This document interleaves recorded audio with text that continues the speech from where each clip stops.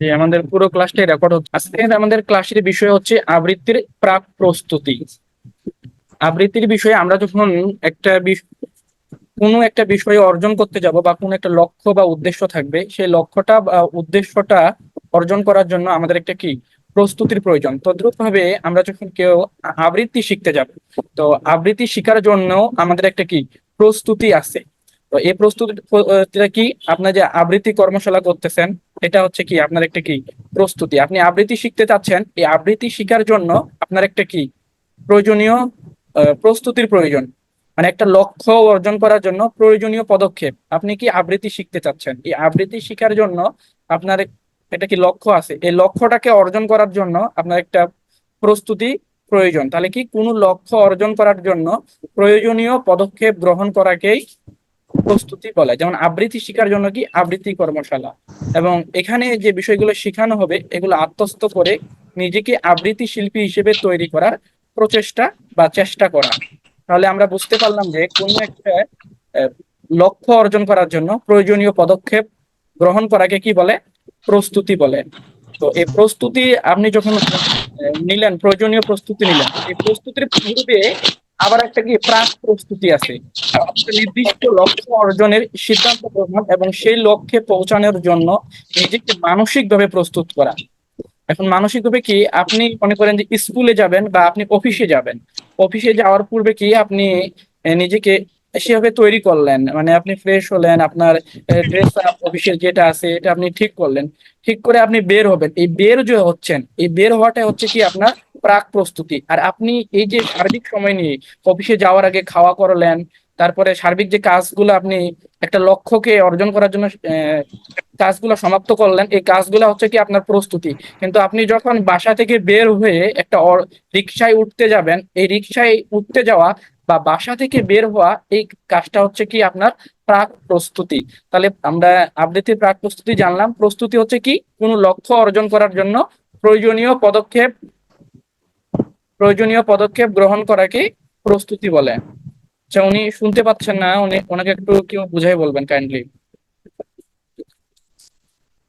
আরেকটা হচ্ছে কি প্রাক প্রস্তুতি। প্রাক প্রস্তুতিটা কি, যেটা হচ্ছে একটা নির্দিষ্ট লক্ষ্য অর্জন করার জন্য, সেই লক্ষ্যে পৌঁছার জন্য নিজেকে মানসিকভাবে প্রস্তুত করা। যেটা আমি বললাম যে আপনি অফিসে যাবেন, আপনি জাস্ট রুম থেকে বের হয়ে রিক্সায় উঠতেছেন, এই যে মানসিকভাবে আপনার মনের মধ্যে যে একটা চিন্তা আছে যে আমি আজকে অফিসে যাব, বা আমি আজকে স্কুলে যাব, আমি আজকে কলেজে যাব, আমি আজকে ভার্সিটিতে যাব।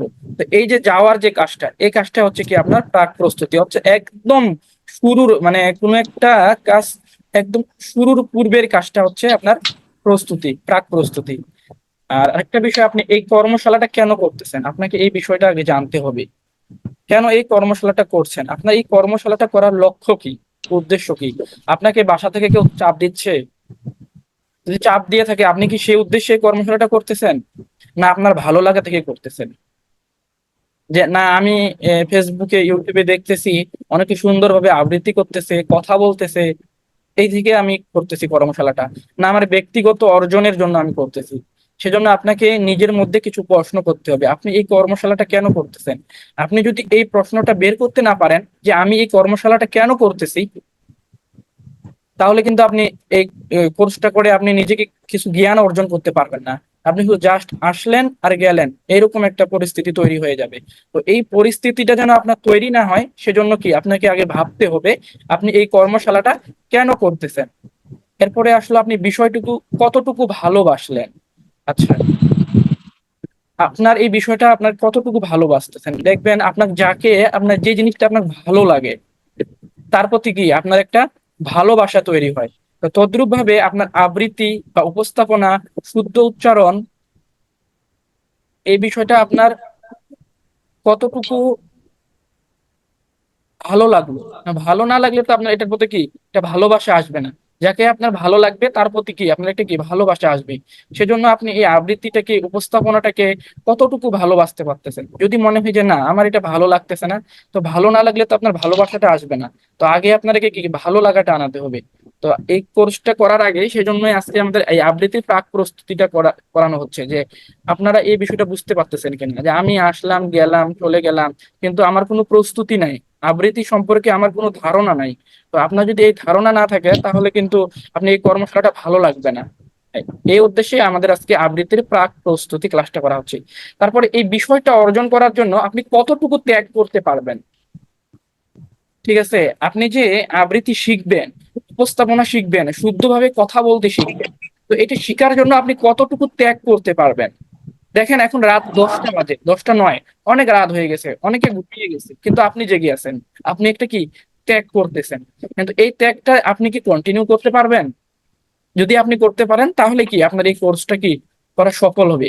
যদি মনে হয় যে না আমি এই ত্যাগটা করতে পারবো না, আমার একটা অন্য একটা কাজ পড়ে গেছে, এই কাজটা আমি আজকে শেষ করতে পারতেছি না, তাহলে কিন্তু আপনার এই এই কোর্সটা করতে আপনি কি শেষ করতে পারবেন না। সেজন্য আপনি এই কর্মশালাটা শেষ করার জন্য আপনি কি কি ত্যাগ করতেছেন এটা আপনাকে একটু মাথায় রাখতে হবে।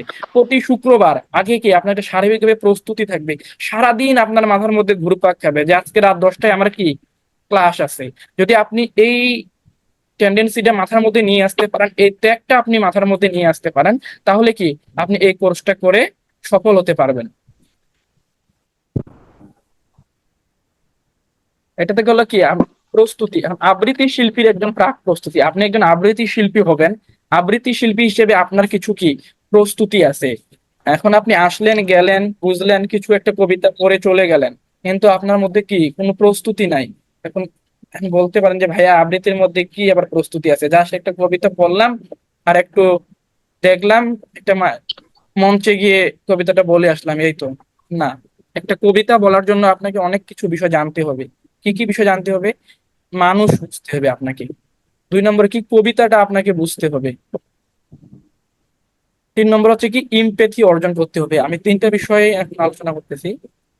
মানুষ বুঝতে হবে, সাধারণ মানুষের বিষয়কে নিজের করে আবার সাধারণ মানুষের উপযোগী করে প্রকাশ করার নাম হচ্ছে একটি কি শিল্প। সুতরাং আপনি যা করছেন তা সাধারণ মানুষের উপযোগী হলো কিনা তা বোঝার জন্যই মানুষকে বুঝতে হবে। আমি যদি বিষয়টা সহজ করে দিই,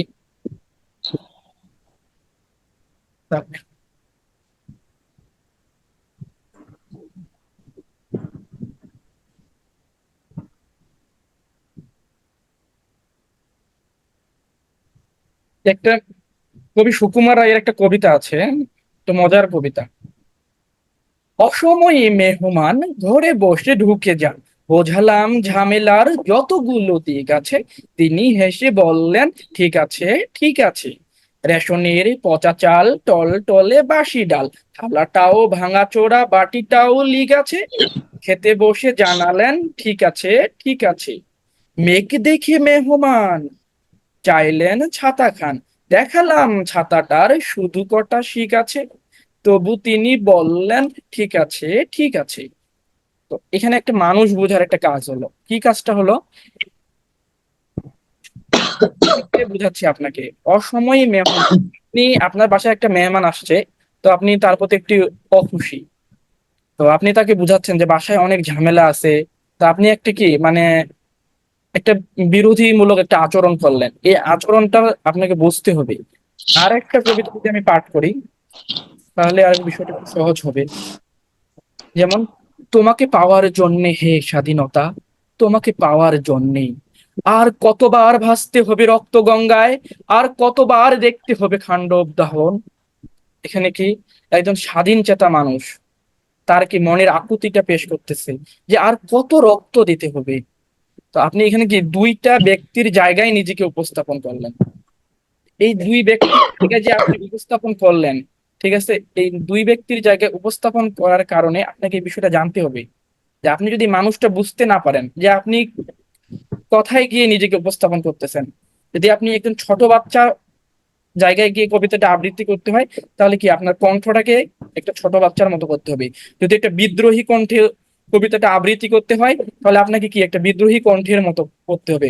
যদি একজন আপনার প্রেমিকের ভূমিকায় কবিতাটা আবৃত্তি করতে হয়, তাহলে আপনাকে সেই আচরণটা করতে হবে, আপনার কণ্ঠের মধ্যে সেই ঝংকারটা তুলতে হবে। এই তো, আশা করি বুঝতে পেরেছেন যে মানুষ বুঝতে হবে কেন। আপনাকে মানুষ এ কারণেই বুঝতে হবে যে কবিতাটাকে আরো সুন্দরভাবে উপস্থাপনা করার জন্য। মানুষ বুঝতে হলে আপনাকে কি করতে হবে? সমাজের নানা পেশা শ্রেণী বয়সের মানুষকে আপনার পর্যবেক্ষণ করতে হবে। তারা কোন ধরনের আবেগে নিজেকে প্রকাশ করে তা খেয়াল করতে হবে, যেটা একটু আগে বললাম যে এক একজন এক এক ভাষায় এই নিজের কণ্ঠটাকে, একজন বক্তা যখন, রাজনীতির বক্তা যখন বক্তব্য দেয় আর এই ওয়াজ যখন কেউ করে, দুজনের বক্তব্যটা এক হয় না, অবশ্যই আলাদা হয়। এখানেই বিষয়টা বোঝা যাচ্ছে যে আপনাকে মানুষকে কিভাবে বুঝতে হবে। তারপরে কি, নিজের চরিত্রটাকে, হ্যাঁ মানে আপনার যে নিজের চরিত্র থেকে বের হতে পারাই একটা কি নবীন শিল্পীর, মানে আমি এখানে চরিত্র বলতে কোনটা বোঝাচ্ছি, আমার কণ্ঠের যে একটা ভাস আছে, মানে আমি ছোট বাচ্চার জায়গায় নিজেকে নিয়ে যেতে পারতেছি না, বা আমার কণ্ঠটাকে আরো বেশি ভরাট করতে পারতেছি না, আর আরো বেশি বিদ্রোহী কণ্ঠে আরো বেশি জোরে বলতে পারতেছি না, মানে গলা ছাড়ে আমি কথাটাকে প্রকাশ করতে পারতেছি না। তো আপনি যখন এই নিজের চরিত্রটাকে যখন আপনি বিভিন্ন জায়গায় নিয়ে যেতে পারবেন, তখন কিন্তু আপনার আবৃত্তিটা অনেক বেশি সহজ হয়ে যাবে, আবার আপনি কি অনেক সহজেই এটা করতে পারবেন। সেজন্য আপনার নিজের চরিত্রটা থেকে বের হতে পারাটাই হচ্ছে কি একটা বড় চ্যালেঞ্জ। আর একজন নবীন শিল্পী হিসেবে আপনার এটা সবচেয়ে বড় চ্যালেঞ্জ হচ্ছে কি, নিজের চরিত্র থেকে বের হয়ে যাও, মানে আহ, যখন যেটা প্রয়োজন, যেভাবে কবিতাটা আবৃত্তি করা প্রয়োজন ওই জায়গায় নিজেকে নিয়ে গিয়ে এটা কি উপস্থাপন করা। জি। তো এরপরে প্রাক প্রস্তুতির অংশ ছিল একটা গেল মানুষ বোঝা, আর 2 নম্বরটা ছিল কি কবিতা বোঝা, 3 নম্বর হচ্ছে ইমপেথি। তো মানুষ বোঝার বিষয়টা আমরা শেষ করলাম। মানুষ বুঝতে হবে কেন, আশা করি বুঝতে পেরেছেন। নিজেকে আরো বেশি কবিতাটাকে আরো বেশি সুন্দরভাবে উপস্থাপনা করার জন্য আপনাকে মানুষ বুঝতে হবে, এবং আহ, যার জায়গায় কবিতাটা কোন জায়গা থেকে কার হয়ে আপনি উপস্থাপনা করতেছেন সেই জায়গায় নিয়ে যেতে হবে। এবং মানুষ বুঝতে হলে আপনাকে সমাজের নানা শ্রেণী পেশার মানুষের সাথে মিশতে হবে। 3 নম্বর হলো নিজের চরিত্র থেকে বের হয়ে আসতে হবে, এবং আপনার নিজের চরিত্র থেকে বের হতে পারলে আপনি একজন কি সফল আবৃত্তি শিল্পী হিসেবে নিজেকে প্রকাশ করতে পারবেন। এরপরে আসেন কবিতা বোঝা। কবিতা বুঝতে হবে কেন আপনি আবৃত্তি করতেছেন। এখন কাজী নজরুল ইসলাম, কবি জসিমউদ্দিন, রবীন্দ্রনাথ ঠাকুর, এদের কবিতাগুলো যদি আপনি আবৃত্তি করতে চান, এখানে কিন্তু অনেকগুলা শব্দ থাকে, ঠিক আছে? এই কবিতাটা যদি আপনি না বুঝেন, এই কবিতাটা যদি আপনি না বুঝতে পারেন, তাহলে কিন্তু এটা আপনি আবৃত্তি করতে পারবেন না। যখন আপনার দেখবেন যে কবিতাটা আপনি সুন্দরভাবে আবৃত্তি করতে পারতেছেন, বুঝতে পারছেন, তখন কিন্তু আপনার কবিতাটা অটোমেটিকলি মুখ দিয়ে বের হবে এবং ওটা শুনতে আরো বেশি ভালো লাগবে। যখন আপনি কবিতাটা অর্থটা বুঝবেন, মিনিংটা বুঝবেন, তখন আপনার হৃদয় থেকে কবিতাটা বের হবে। আর যখন আপনার একটা কবিতা হৃদয় থেকে বের হবে, সেটা শ্রোতার হৃদয়ের মধ্যে ছড়ায় যাবে। সেজন্য আগে কি আপনার কবিতাটা বুঝতে হবে। 2 নম্বর, আপনার পড়া, কবিতা পড়া। একটা কবিতা আবৃত্তি করার পূর্বে আপনাকে কমপক্ষে 20 বার কবিতাটা পড়তে হবে। আমি কয়বার বলছি? 20 বার। আবার বলতেছি 20 বার। কবিতাটা আপনাকে 20 বার পড়তে হবে মিনিমাম। যদি আপনি কবিতাটা 20 বার পড়তে পারেন, তাহলে দেখবেন যে আপনার এটা কি ঠোঁটের মধ্যে চলে আসবে, মুখের মধ্যে না। আপনি যখন ঠোঁটের মধ্যে নিয়ে আসতে পারবেন একটা কবিতাকে, তখন আপনার কবিতাটা অটোমেটিকলি বের হতে থাকবে মুখের মধ্যে, শুধু বের হইতেই থাকবে।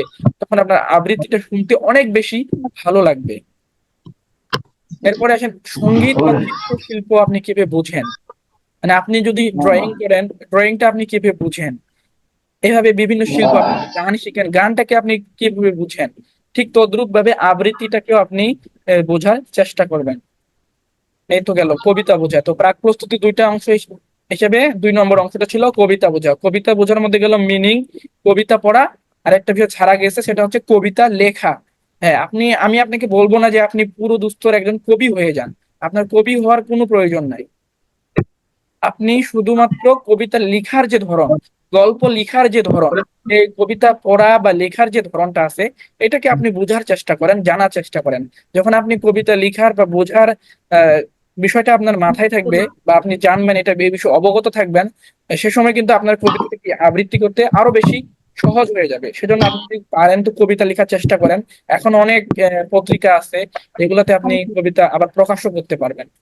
তো সেক্ষেত্রে আপনি যখন একজন আবৃত্তি শিল্পী প্লাস একজন কবি, সেক্ষেত্রে কিন্তু আপনার কবিতাটা কি আরো বেশি সুন্দর হবে। তিন 3 নম্বরে আসলে ইমপেথি। ইমপেথিটা কি? সহানুভূতি। সহানুভূতি হলো নিজেকে অন্য ব্যক্তির জায়গায় কল্পনা করা, তার মানসিক অবস্থা বুঝে নিজেকে ঠিক তার মতোই ব্যথিত, আনন্দিত বা অন্য কোনো মানসিক অবস্থায় নিয়ে যাওয়া।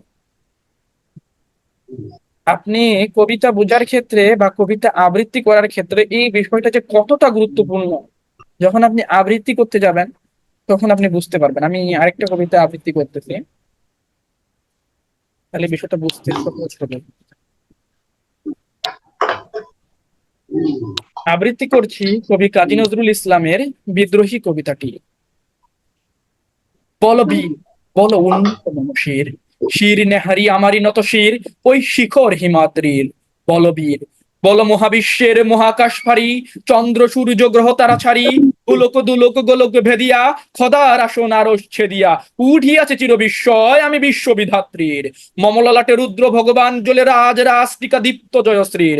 বল বীর, আমি চির উন্নত শির, আমি চির দুর্দম দুর্বিনীত নৃশংস, মহাপ্রলয়ের আমি নটরাজ, আমি সাইক্লোন, আমি ধ্বংস, আমি মহাভয়, সব বৃদ্ধি দুর্বার, আমি ভেঙে করি সব চুরমার, আমি অনিয়ম উশৃঙ্খল, আমি দলে যাই যত বন্ধন, যত নিয়ম কানুন শৃঙ্খল, আমি মানি না কোনো আইন, আমি ভরা তরি করি ভরা ডুবি, আমি টর্পেডো, আমি ভীম বাষ্পবান মাইন, আমি দুর্যোগী, আমি এলোকেশে ঝরা অকাল বৈশাখীর, আমি বিদ্রোহী, আমি বিদ্রোহী শত বিশ্ববিধাত্রীর। বল বীর, চির উন্নতশীল, আমি ঝঞ্ঝা, আমি ঘূর্ণি, আমি পথ সম্মুখে যাহা পাই যাই চূর্ণি, আমি নিত্য পাগল ছন্দ, আমি আপনার তালে নেচে যাই, আমি মুক্ত জীবনানন্দ, আমি হাম্বির, আমি ছায়ানট, আমি হিন্দোল, আমি চলচঞ্চল ঢমকি চমকি, পথে যেতে যেতে চকতি চমকি, ফিং দিয়া দিই তিনদল, আমি চপলা চপল হিন্দোল, আমি তাই করি ভাই যখন চাহে এমন যা করি, শত্রুর সাথে গলাগলি ধরি, মৃত্যুর সাথে পাঞ্জা। এই যে, আপনার যেখানে আপনার কণ্ঠটা উঁচু নিচু, মানে সহানুভূতি, ইমপেথি যে বিষয়টা এখানে আসলো, আমি আমি দলে যাই যত বন্ধন, যত নিয়ম কানুন শৃঙ্খল, এখানে কি আমি কোনো বন্ধন মানি না, মানে আপনাকে কেউ বাধা দিচ্ছে, আপনাকে কেউ আটকিয়ে রাখার চেষ্টা করতেছে, কিন্তু আপনি কোনো বাধা মানতেছেন না, আপনি কোথাও যেতে চাচ্ছেন, আমি আপনাকে যেতে দিচ্ছি না, সেক্ষেত্রে কি আপনি চুপচাপ হয়ে থাকবেন না, আপনি কি আপনার সর্বোচ্চ শক্তি দিয়ে কি নিজের এখানে ভাবটা প্রকাশ করবেন। তো তদ্রূপ ভাবে কবিতা যখন আবৃত্তি করতে হবে, আপনার যদি কোথাও কান্নার স্বর আসে, হ্যাঁ, যখন আমরা ভাবরসের ক্লাসটা করবো সে সময় আপনারা বুঝতে পারবেন এই বিষয়গুলা, যে কোথায় কণ্ঠ উঁচু করতে হবে, কোথায় নিচু করতে হবে। তো এই জন্য আপনাকে ইমপেথি সম্পর্কে জানতে হবে। যখন আপনি একটা মানুষের মানসিক অবস্থা বুঝতে পারবেন, বা কবি কোন জায়গা থেকে কবিতাটা আবৃত্তি লিখছেন, কবির কি ভাব, কি অবস্থায় কবি সে সময় নিজেকে প্রকাশ করছে, আপনি যদি এই সহানুভূতিটা বুঝতে পারেন, কবি কোথায় আনন্দিত হলো, কোথায় ব্যথিত হলো, আপনি যখন এই বিষয়গুলো জানতে পারবেন, তখন আপনার কবিতাটা কি আবৃত্তি করা আরো অনেক বেশি সহজ হয়ে যাবে। আচ্ছা, ইমপ্যাথির গুরুত্ব, এখন আপনি যদি বলেন ভাই আমরা ইমপ্যাথিটা কেন বুঝবো, এটা গুরুত্ব কি, এখন একজন ডাক্তার, আপনি এখন একজন ডাক্তার যদি তার কাছে রুগী আসে, ডাক্তার যদি ওই রুগীর পেইন বা ব্যথাটা যদি সহজে বুঝতে পারে, সেক্ষেত্রে কিন্তু রুগীর ডাক্তারের চিকিৎসা করা কি অনেক বেশি সহজ হয়ে যাবে। তদ্রূপ ভাবে আমরা যদি একজন অফিসের বস, ঠিক আছে, মনে করেন যে আপনি হচ্ছেন একটা অফিসের বস, সেক্ষেত্রে আপনি কি করলেন, যে আপনার কর্মচারী যারা আছে, আপনি তাদেরকে একটা কাজ দিচ্ছেন, তো ওই কাজটা ওরা নিতে পারবে কিনা, বা ওই কাজটা আপনার কর্মচারীর দ্বারা হবে কিনা, আপনি যখন সেই বিষয়টা বুঝতে পারবেন, তখন কিন্তু আপনার আহ, আপনার কর্মচারীর দ্বারা কাজটা আপনি সহজে করে নিতে পারবেন, যে আমি তাকে এই পরিমাণে একটা কাজ দিতে পারবো। আর আপনি দেখলেন যে আপনি তার চেয়ে অনেক বেশি কাজ তাকে দিয়ে দিলেন, না ও এই কাজটা পারবে না, আপনি তাকে বেশি কাজ দিয়ে দিচ্ছেন, তার মানে কি আপনি তার ইমপেথিটা বুঝতে পারেননি। তদ্রূপ ভাবে কবিতার মধ্যেও আপনি যখন এই ইমপেথি গুলা বুঝতে পারবেন, বিভিন্ন মানুষের কিভাবে তারা ভাবটা প্রকাশ করছে, সে সময় কিন্তু আপনি তাহলে কবিতাটা সহজেই নিজের মতো করে একটা ভাব নিয়ে এসে আবৃত্তি করতে পারবেন বা উপস্থাপন করতে পারবেন। ক্লাসের আমরা একদম শেষ পর্যায়ে চলে আসি। কেন হবেন আপনি আবৃত্তি শিল্পী, এখন আপনি আবৃত্তি শিল্পী কেন হতে চান, এটা কিন্তু আপনাকে আপনি আবৃত্তি শিল্পী কেন, আবৃত্তি শিল্পী হওয়ার জন্য আপনার কি কি প্রস্তুতি আছে, মানুষ বা কবিতা আপনি কতটুকু বুঝেন, ইমপেথি কতটুকু আছে। তখন যে কয়টা নিছে আব্দুল হাওয়ার কয়টা নিয়ে খাওয়াইছি আপনি আবৃত্তি শিল্পী কেন হতে চান? কোনো কাম আপনি যখন যদি এই যেভাবে খাই বিষয়টা ওইভাবে না জানেন যে আমি এই কারণে আবৃত্তি শিল্পী হতে চাই, তাহলে কিন্তু আপনি কখনোই একজন ভালো শিল্পী হতে পারবেন না। আপনার লক্ষ্য ঠিক নাই, আপনার উদ্দেশ্য ঠিক নাই, আপনি কোন পথে যাচ্ছেন আপনাকে সেটা জানা নাই। তো সেজন্য আপনাকে আগে জানতে হবে আপনি কেন আবৃত্তি শিল্পী হতে চান। এরপরে আবৃত্তি শিল্পী হওয়ার জন্য আপনার কি প্রস্তুতি আছে। ঠিক আছে? আপনি কোথাও কর্মশালা করতেছেন, নিয়মিত অনুশীলন করতেছেন, বা কোনো বড় ভাইয়া বা কোনো শিক্ষকের কাছে যাচ্ছেন। আপনি একজন আবৃত্তি শিল্পী তো এমনি চাইলেই চাইলেই হতে পারেন না। বা আপনি দেখতেছেন যে আমার খুব বেশি ইচ্ছা আছে যে আমি আবৃত্তি শিল্পী হবই, আমি একজন ভালো শিল্পী হতে চাই, আমি শুদ্ধভাবে কথা বলতে চাই।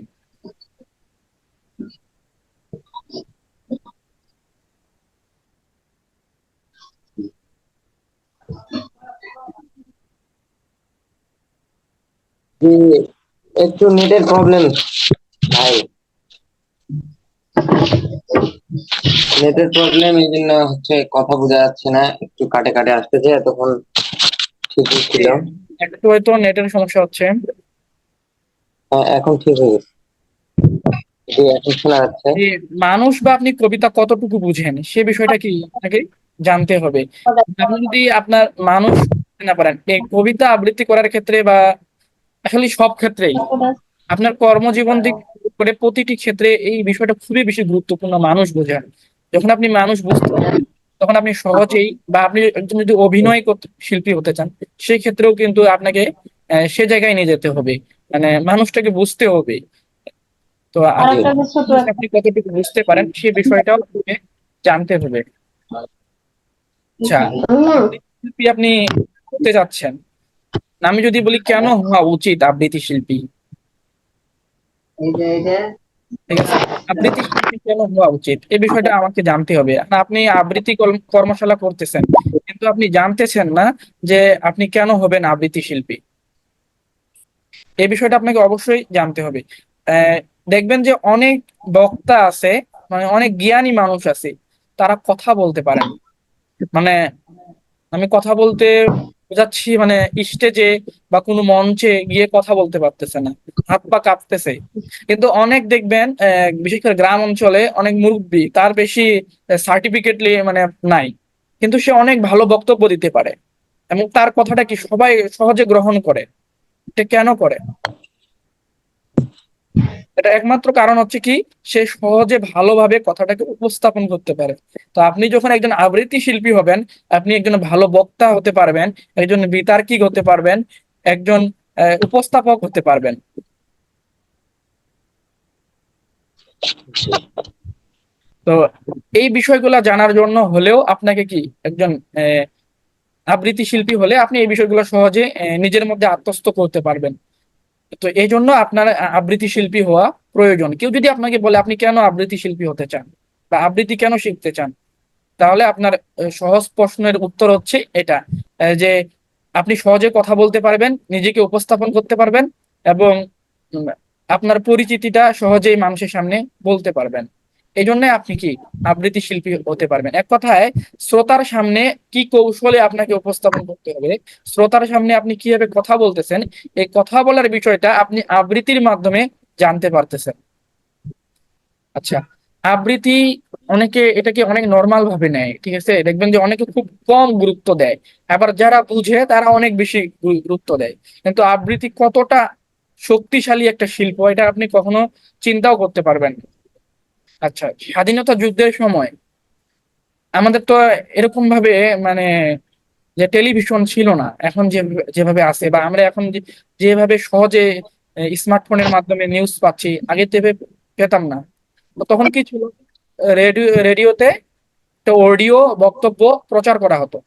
এটা কিভাবে করা হতো, জাস্ট একটা কণ্ঠ, সেই কণ্ঠটাকে রেকর্ড করে ছাড়িয়ে দেওয়া হতো। ঠিক তদ্রূপ ভাবে আবৃত্তিটা হচ্ছে আপনার একটা কণ্ঠ। আপনি যখন একজন রিক্সাওয়ালাকে দূর থেকে ডাকতেছেন, এই রিক্সা, আপনি ডাক দিলেন, ঠিক আছে, আপনার কণ্ঠের মধ্যে একটা কি আহ একটা শব্দ তুললেন। আবার আপনি যখন এই কণ্ঠটাকে একটা মনে করেন যে বাংলাদেশে যুদ্ধ হবে, আপনি মানুষকে সেই কণ্ঠের মাধ্যমে আহ্বান করবেন, বা আপনি একটা যুদ্ধের কবিতা আবৃত্তি করবেন। সেই কবিতাটা শুনে হাজার হাজার মানুষ উজ্জীবিত হয়ে দেশ রক্ষার জন্য কি যুদ্ধে ঝাঁপিয়ে পড়বে। তাহলে আপনি বুঝতে পারছেন যে একটা আবৃত্তি করার জন্য বা একটা কণ্ঠের কতটা মূল্য। এই জন্য আবৃত্তি হচ্ছে একটা অনেক শক্তিশালী শিল্প। এর মাধ্যমে আপনি পুরো একটা জাতিকে জাগিয়ে তুলতে পারবেন। সেজন্য আবৃত্তিটা হচ্ছে অনেক বড় একটা শিল্প। এই শিল্পটা সম্পর্কে আপনাকে অনেক বেশি ধারণা রাখতে হবে এবং জানতে হবে। একদম শেষ কথায় আমরা চলে আসছি। তো ভালো একজন আবৃত্তি শিল্পী হতে হলে আপনাকে বিভিন্ন শিল্প মাধ্যম সম্পর্কে জানতে হবে। ঠিক আছে, এতে করে আপনার শিল্পবোধ আরো বেশি শানিত হবে। এবং কবিতা, গদ্য এগুলো আপনাকে কি পড়তে হবে। যখন আপনি কবিতা পড়বেন, গদ্য পড়বেন বা বিভিন্ন বই পড়বেন, সে সময় কি হবে, আপনি বিভিন্ন শব্দ সম্পর্কে জানতে পারবেন। যখন আপনি আপনি বিভিন্ন শব্দ সম্পর্কে জানতে পারবেন, আপনার বাংলা শব্দ ভান্ডারটা আপনার কি অনেক বেশি আত্মস্থ থাকবে। আর যখন আপনার অনেক বেশি শব্দ জানা থাকবে, আপনি সে সময় সহজেই কবিতাটার অর্থ বুঝতে পারবেন। এবং একটা কবিতা দেখা মাত্রই আপনি আপনার কণ্ঠে তুলতে পারবেন, কারণ আপনার ওই অর্থটা জানা আছে। যখন আপনি অর্থটা জানা থাকলো, তখন আপনি বুঝতে পারবেন যেখানে কোন ভাব, কোন রসে কবিতাটা আবৃত্তি করতে পারবেন। কিন্তু আপনি যখন ওই কবিতাটা অর্থ বুঝতেছেন না, তো সে সময় কিন্তু আপনি কবিতাটা তুলতে পারবেন না, জাস্ট শুধু রিডিং করে চলে যাবেন। তো এজন্য আপনাকে এই বিষয়গুলো একদম জানতে হবে। শব্দের জগৎ সম্পর্কে আপনার অনেক বেশি জ্ঞান বাড়াতে হবে। তাহলে কি আপনাকে বিভিন্ন শিল্প মাধ্যম সম্পর্কে জানতে হবে এবং শব্দ সম্পর্কে জানতে হবে, একই সাথে কবিতা বুঝতে হবে, মানুষ বুঝতে হবে, ইমপেথি সম্পর্কে জানতে হবে। এই যোগ্যতা অর্জন করাটাই কি আবৃত্তির প্রাক প্রস্তুতি। আর আজকে আমাদের ক্লাসের বিষয় ছিল আবৃত্তির প্রাক প্রস্তুতি। যদি কারো এই প্রাক প্রস্তুতিটা ঘাটতি থাকে, তাহলে এদিকে অবশ্যই নজর দিতে হবে। কারণ আপনি যুদ্ধে যাচ্ছেন, ঠিক আছে, মানে অস্ত্র চালনার প্রশিক্ষণ নিলেও যুদ্ধের ময়দান থেকে আপনি কিন্তু পালিয়ে যাবেন যদি আপনার প্রাক প্রস্তুতি থাকে।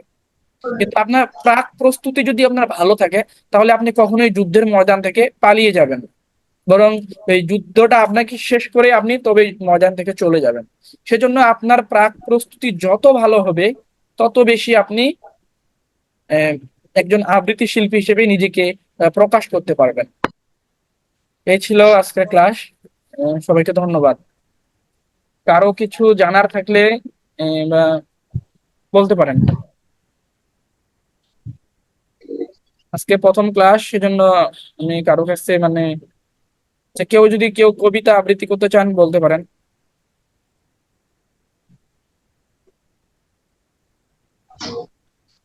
আচ্ছা, যাই হোক, আমরা পরবর্তী ক্লাসে সবার কাছে কবিতা শোনার চেষ্টা করব এবং একটা প্রস্তুতি নিয়ে থাকবেন যে আমি একটা কবিতা আবৃত্তি করব।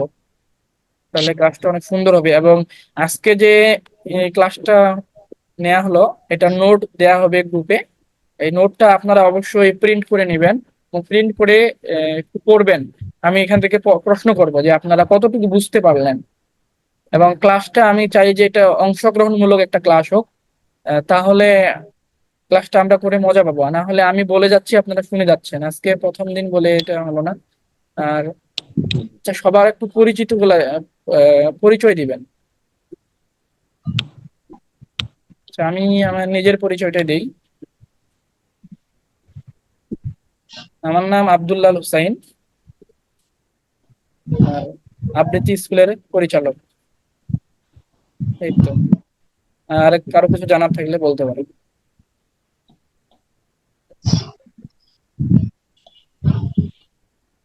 ঠিক আছে, পরিচয় দেই।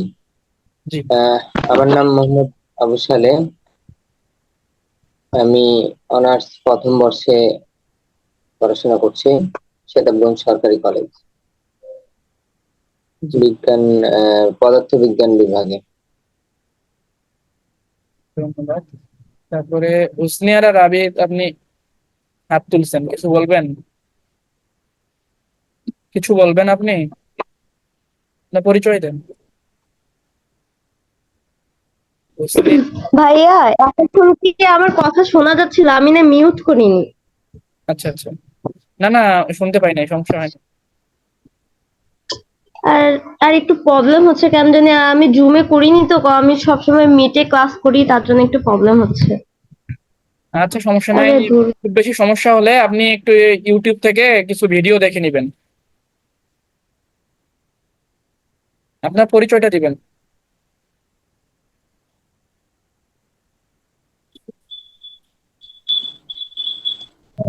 আসসালামু আলাইকুম, আমি হুসনারা রাবিতা, লায়েন্স স্কুল অ্যান্ড কলেজে সৈয়দপুরে পড়ি, নবম শ্রেণীতে। আজকে আবৃত্তি ক্লাস করতে পারে, ফার্স্টের দিকে অবশ্য শুনতে পারছিলাম না, বাট পরে ক্লাসটা শুনলাম, অনেক ভালো লাগলো। আর একটা কোশ্চেন ছিল আমার, যে আমাদের ক্লাসটা সপ্তাহে কয়দিন হবে না, এই বিষয়গুলো জানি না। সপ্তাহে একদিন হবে, শুক্রবার রাত 10টায়। আচ্ছা, আধা ঘন্টা করে? না, 1 ঘন্টা করে হবে, 1 ঘন্টা 20 মিনিট বা 1 ঘন্টা। আজকে প্রথম ক্লাস তো সেজন্য আগে শেষ হয়ে যাচ্ছে। আচ্ছা, ধন্যবাদ।